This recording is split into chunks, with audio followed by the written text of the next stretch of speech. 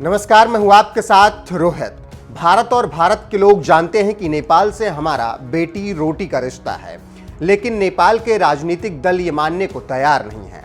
तभी तो जब मामला शांत हो जाता है तो नेपाली नेता एकाएक भड़क जाते हैं, जबकि भारतीय विदेश मंत्रालय कई बार कह चुका है कि नेपाल की किसी भी जमीन पर भारत कब्जा कभी नहीं करेगा। इसके साथ ही साथ भारत अपने विकास के साथ नेपाल का भी विकास करेगा, लेकिन नेपाली नेता समझ ही नहीं पाते हैं। अब एक बार फिर नेपाल को भारत पर गुस्सा आया है। जी हां, खबरों की माने तो भारत नेपाल सीमा के पास एक सड़क निर्माण की घोषणा से नेपाल गुस्सा हो गया है। जानकारी देते चलें कि लिपुलेख एरिया में पीएम मोदी ने हाल ही में एक सड़क के विस्तार की घोषणा की है, जिस पर नेपाल ने आपत्ति जताते हुए कहा है कि यह निर्माण अवैध है। नेपाल ने भारत से काली नदी क्षेत्र में सड़कों के एक तरफा निर्माण और विस्तार को रोकने के लिए कहा है। नेपाल का विरोध पीएम मोदी द्वारा लिपुलेख क्षेत्र में सड़क निर्माण के बाद आया है, जिस पर नेपाल अपना दावा करता रहा है। जानकारी देते चलें कि 30 दिसंबर को उत्तराखंड के हल्द्वानी में बीजेपी की रैली थी। इसी चुनावी रैली को संबोधित करते हुए मोदी ने घोषणा की थी कि उनकी सरकार उत्तराखंड के लिपुलेख में बनी सड़क को और चौड़ा करने जा रही है। आज इस कार्यक्रम में भी करीब 9,000 करोड़ रुपए के प्रोजेक्ट तो सड़क निर्माण से जुड़े हैं।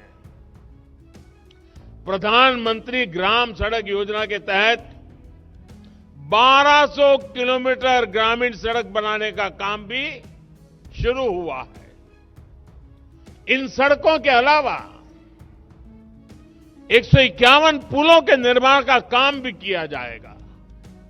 भाइयों और बहनों, आपको सुख सुविधा से वंचित रखने की सोच रखने वालों के उनके कारण ही मानस खंड, जो मान सरोवर का प्रवेश द्वार था, सड़कों से वंचित रहा।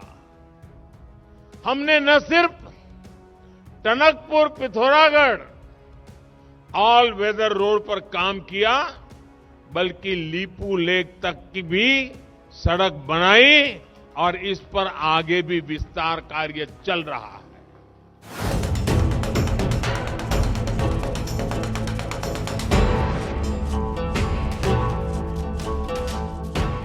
तो आपने सुन लिया कि पीएम ने क्या कहा और क्यों नेपाल नाराज है। जानकारी देते चलें कि नेपाल ने सूचना और प्रसारण मंत्री और कैबिनेट के प्रवक्ता ज्ञानेंद्र बहादुर कार्की ने कहा कि काली नदी के पूर्व में लिम्पियाधुरा, लिपुलेख और कालापानी क्षेत्र नेपाल के अभिन्न अंग हैं और भारत को सड़कों के किसी भी निर्माण या विस्तार को रोकना चाहिए।